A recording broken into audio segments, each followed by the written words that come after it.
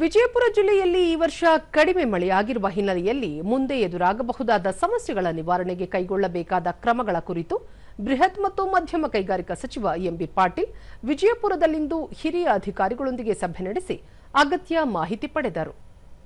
ಈ ವೇಳೆ ಶಾಸಕರಾದ ವಿಠಲ ಕಟಕದೊಂಡ, ರಾಜುಗೌಡ ಪಾಟೀಲ್, ನಗರಾಭಿವೃದ್ಧಿ ಪ್ರಾಧಿಕಾರದ ಅಧ್ಯಕ್ಷ ಗಂಗಾಧರ ಸಂಬಣ್ಣಿ, ಜಿಲ್ಲಾಧಿಕಾರಿ ಡಾ ಕೆ ಆನಂದ್, ಜಿಲ್ಲಾ ಪಂಚಾಯಿತಿ ಮುಖ್ಯ ಕಾರ್ಯನಿರ್ವಹಣಾಧಿಕಾರಿ ರಿಷಿ ಆನಂದ್, ಜಿಲ್ಲಾ ಪೊಲೀಸ್ ಅಧಿಕಾರಿ ಲಕ್ಷ್ಮಣ್ ನಿಂಬರಗಿ ಸೇರಿದಂತೆ ಮತ್ತಿತರರು ಉಪಸ್ಥಿತರಿದ್ದರು.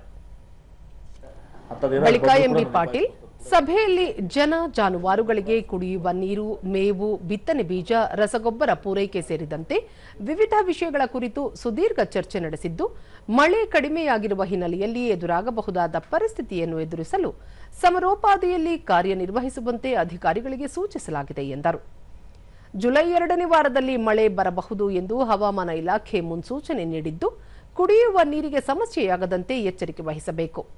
ಅಗತ್ಯವಿರುವ ಕಡೆ ಕೊಳವೆ ಬಾವಿಗಳನ್ನು ಕೊರೆಸುವ ಜೊತೆಗೆ ಖಾಸಗಿ ಕೊಳವೆ ಬಾವಿಗಳನ್ನು ಗುರುತಿಸಿ ಅಗತ್ಯ ಸಂದರ್ಭದಲ್ಲಿ ನೀರು ಪಡೆಯಲು ಕ್ರಮ ಕೈಗೊಳ್ಳಬೇಕು. ಆಲಮಟ್ಟಿ ಜಲಾಶಯದಲ್ಲಿರುವ ನೀರನ್ನು ಸಮರ್ಪಕವಾಗಿ ಬಳಸಿಕೊಳ್ಳುವ ಅಗತ್ಯವಿದೆ ಎಂದರು.